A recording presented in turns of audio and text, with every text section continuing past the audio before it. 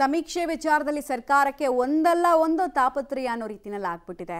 ಎಷ್ಟು ದಿವಸ ಆಮೆಗತಿಯಲ್ಲಿ ಸಮೀಕ್ಷೆ ನಡೀತಾ ಇದೆ ಅನ್ನೋದನ್ನ ನಾವು ಹೇಳ್ತಾ ಇದ್ವಿ. ಈ ಮಧ್ಯೆ ಸರ್ಕಾರ ವರ್ಸಸ್ ಸರ್ಕಾರಿ ನೌಕರರು ಅನ್ನೋ ಸ್ಥಿತಿ ನಿರ್ಮಾಣ ಆಗಿದೆ. ಬೆಂಗಳೂರಿನಲ್ಲಿ ಸಮೀಕ್ಷೆ ಸೃಷ್ಟಿ ಮಾಡಿರುವ ರಾಧಾ ಅಂತ ಸರ್ಕಾರಿ ನೌಕರರಿಗೆ ವೇತನ ಕಟ್ ಅಂತಿದ್ದಾರೆ, ಸಸ್ಪೆಂಡ್ ಮಾಡ್ತಿದ್ದೀವಿ ಅಂತ ಹೆದರಿಸ್ತಿದ್ದಾರೆ ಅಂತೆ. ಈ ಕಡೆ ಸಮೀಕ್ಷೆಗೆ ಹೋದವರಿಗೆ ನಿಮ್ಮ ಮೇಲೆ ಕಂಪ್ಲೇಂಟ್ ಕೊಡ್ತೀವಿ, ನಮಗೆ ನಿಮ್ಮಿಂದ ಟಾರ್ಚರ್ ಆಗ್ತಿದೆ ಸಮೀಕ್ಷೆ ಹೆಸರಲ್ಲಿ ಅಂತ ಮನೆಯಲ್ಲಿ ವಾಸ ಮಾಡೋರು ಹೇಳ್ತಿದ್ದಾರೆ. ಹಿರಿಯ ಅಧಿಕಾರಿಗಳೇ ಸರ್ವೆ ಮಾಡಲಿ, ಅವರು ಟಾರ್ಗೆಟ್ ರೀಚ್ ಆಗ್ತಾರ ನೋಡೋಣ ಅಂತ ಸರ್ಕಾರಿ ನೌಕರರ ಸಂಘದ ಅಧ್ಯಕ್ಷ ಷಡಕ್ಷರಿ ಅವರು ಸವಾಲು ಹಾಕಿದ್ದಾರೆ.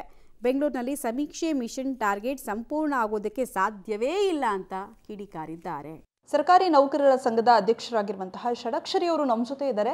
ಸರ್ ನಮಸ್ತೆ. ಈಗ ಒಂದು ಕಡೆಯಿಂದ GBA ಆಯುಕ್ತರು ವಾರ್ನಿಂಗನ್ನು ಕೊಟ್ಟಿದ್ದಾರೆ, ಸಮೀಕ್ಷೆ ಪೂರ್ಣ ಮಾಡದೇ ಇದ್ದರೆ ವೇತನ ಪೂರ್ಣಗೊಳ್ಳದೇ ಇದ್ದರೆ ಅನಧಿಕೃತವಾಗಿ ಗೈರಾದರೆ ಅವರಿಗೆ ವೇತನ ಕಡಿತ ಜೊತೆಗೆ ಸಸ್ಪೆನ್ಷನ್ ಆರ್ಡರ್ ಕೊಟ್ಟಿದ್ದಾರೆ. ಇನ್ನೊಂದು ಕಡೆಗೆ ಕೇವಲ 30% ಅಷ್ಟೇ GBA ವ್ಯಾಪ್ತಿಯಲ್ಲಿ ಕಂಪ್ಲೀಟ್ ಆಗಿದೆ. ಸೊ ಹಿನ್ನಡೆ ಆಗ್ತಾ ಇದೆ. ಸೊ ಏನು ಹೇಳ್ತೀರಾ? ಮೇಡಮ್, ತಮಗೆ ಗೊತ್ತಿರುವಂತೆ ಬೆಂಗಳೂರು GBAನ ಹೊರತುಪಡಿಸಿ ಉಳಿದ ಎಲ್ಲ ಕಡೆ ಕೂಡ 80ಇಂದ ಅಪ್ ಟು 90, 95, 100ವರೆಗೂ ಕೂಡ ಏನು ಈ ಸಮೀಕ್ಷಾ ಕಾರ್ಯದಲ್ಲಿ ಯಶಸ್ಸನ್ನು ನಮ್ಮ ನೌಕರರು ಕಂಡಿದ್ದಾರೆ. ಕಾರಣ ಅಲ್ಲಿ ಯಾಕೆ ಕಂಡಿದ್ದಾರೆ, ಇಲ್ಲಿ ಯಾಕೆ ಕಂಡಿಲ್ಲ ಅನ್ನೋದು ಕೂಡ ತಮಗೆ ಕೂಡ ಅರ್ಥ ಆಗುತ್ತೆ. ಅಲ್ಲಿ ಕಾಣಲಿಕ್ಕೆ ಕಾರಣ ಏನು ಅಂತ ಹೇಳಿದ್ರೆ ಅಲ್ಲಿ ಎಲ್ಲದೂ ಕೂಡ ಸರಳವಾಗಿ ಸುಲಭವಾಗಿ ಎಲ್ಲ ವ್ಯವಸ್ಥೆಗಳು ಕೂಡ ಸಿಗುತ್ತೆ ಮತ್ತು ಜನಗಳ ರೆಸ್ಪಾನ್ಸು ಕೂಡ ತುಂಬ ಚೆನ್ನಾಗಿರುತ್ತೆ. But what about in Bangalore ಅಂತ ಯೋಚನೆ ಮಾಡಿದಾಗ ಬೆಂಗಳೂರಿನ ಲೈಫ್ ಸ್ಟೈಲೇ ಬೇರೆ ಇರುತ್ತೆ, ಇಲ್ಲಿನ ಸಿಸ್ಟಮೇ ಬೇರೆ ಇರುತ್ತೆ, ಇಲ್ಲಿನ ಕಮ್ಯುನಿಕೇಷನ್ನೇ ಬೇರೆ ಇರುತ್ತೆ. ಹಾಗಾಗಿ ಇದು ನಿರೀಕ್ಷಿತ ಮಟ್ಟದಲ್ಲಿ ಯಶಸ್ಸನ್ನು ಕಾಣಲಿಕ್ಕೆ ಸಾಧ್ಯ ಇಲ್ಲ. ಇದು ಒಂದು ಭಾಗ. ಇದ್ರ ಜೊತೆ ನಾನು ಹಿಂದೆ ಕೂಡ ಹೇಳಿದೆ, ನಾಗರಿಕರ ಸಹಕಾರ, ಸಾರ್ವಜನಿಕರ ಬೆಂಬಲ ಮತ್ತು ಸರ್ಕಾರ ಸರಿಯಾದ ರೀತಿಯಲ್ಲಿ ಯೋಚನೆ ಮಾಡದೇ ಇರುವಂಥ ಕಾರಣಕ್ಕಾಗಿ ಈ ಹಿನ್ನಡೆಗಳಾಗಿದೆ ಎನ್ನುವಂಥದ್ದಿದೆ. ಸೊ ಎಕ್ಸಾಂಪಲ್ ತಮ್ಗೆ ಹೇಳಿದಂತೆ ಇವತ್ತು ಒಂದು ಸಲ ಸರ್ವೆಗೆ ಹೋಗ್ತಾರೆ, ಖಾಲಿ ಮನೆ ಇರುತ್ತೆ. ಸೊ ಖಾಲಿ ಮನೆ ಇದ್ರೆ ಏನು ಮಾಡಬೇಕು?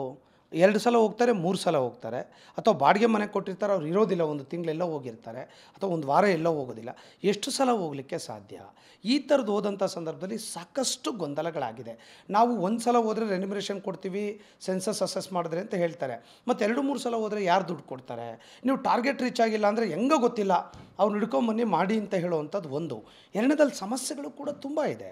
ಸೊ ಹಾಗಾಗಿ ಅಲ್ಲಿ ನಾಯಿ ಕಚ್ಚುತ್ತವೆ, ಅಥವಾ ಜನಗಳು ಯಾರೋ ಒಂದು ಹೇಳ್ತಾರೆ, ಇನ್ನೊಂದು ಸಲ ಇವತ್ತು ನಿಮ್ಗೆ ವಾಟ್ಸಪ್ಪಲ್ಲಿ ಕಳಿಸ್ತೇನೆ, ನೀವೇನಾದರೂ ಕೂಡ ಜಾಸ್ತಿ ಆದರೆ ಪೊಲೀಸ್ ಸ್ಟೇಷನ್ ಕಂಪ್ಲೇಂಟ್ ಕೊಟ್ಬಿಡ್ತೀನಿ, ಹೆದರಿಸ್ತಾರೆ. ಆಮೇಲೆ ಟೈಮ್ ಕೊಡೋದಿಲ್ಲ, ಕಾಯಬೇಕು, ಹೈರಾಣಾಗಿ ಹೋಗಿದ್ದಾರೆ. ನಮ್ಮ ಮಹಿಳಾ ನೌಕರರಂತೂ ಹೇಳಲಿಕ್ಕೆ ಸಾಧ್ಯ ಇಲ್ಲ. ಏನು ಕಂಪ್ಲೇಂಟ್ ಕೊಡ್ತೀನಿ ಅಂತ ಪಬ್ಲಿಕ್ಕು ನೀವು ಪದೇ ಪದೇ ಮನೆಗೆ ಬಂದರೆ ನಿಮ್ಮ ಮೇಲೆ ಕಂಪ್ಲೇಂಟ್ ಕೊಡ್ತೀವಿ. ಏನಕ್ಕೆ ಮನೆಗೆ ಬರ್ತೀರಾ ನೀವು? ಬೆಂಗಳೂರಿನಲ್ಲಿ ನೀವು ಯಾರು ಏನು ಎತ್ತ ನಮಗೇನೂ ಗೊತ್ತಿಲ್ಲ, ನಾವು ಕೊಡಬೇಕು ಅಂತ ಕೋರ್ಟ್ ಹೇಳಿಲ್ಲ, ಹೈಕೋರ್ಟ್ ಹೇಳಿದೆ, ಮ್ಯಾಂಡೇಟ್ರಿ ಅಲ್ಲ, ನಾವು ಕೊಡೋದಿಲ್ಲ ಹೋಗ್ರಿ ಅಂತ ಹೇಳ್ತಾರೆ. ಹಾಗಾಗಿ ಇದು ದಿನ ಅವ್ರ ಜೊತೆಗೆ ಮ್ಯೂಚುವಲ್ ಕೋರ್ಡಿನೇಷನ್ ಮಾಡಿ ಮಾಡಿ ಮಾಡಿ ಮಾಡಿ ಆಧಾರ್ ಕಾರ್ಡ್ ಕೊಡೋದಿಲ್ಲ, ಮೊಬೈಲ್ ನಂಬರ್ ಕೊಡೋದಿಲ್ಲ. ಹೆಂಗೆ ಕೆಲಸ ಮಾಡಬೇಕು? ಬೆಂಗಳೂರು ಅಷ್ಟು ಸುಲಭ ಅಲ್ಲ ಮೇಡಮ್. ಸೊ ಹಾಗಾಗಿ ಎಲ್ಲ ಕಡೆ ಕೂಡ ಸಮಸ್ಯೆಗಳು ಪ್ರಾರಂಭ ಆಗಿದೆ, ಭಾಳಷ್ಟು ಸಮಸ್ಯೆಗಳು ಉದ್ಭವ ಆಗಿದೆ.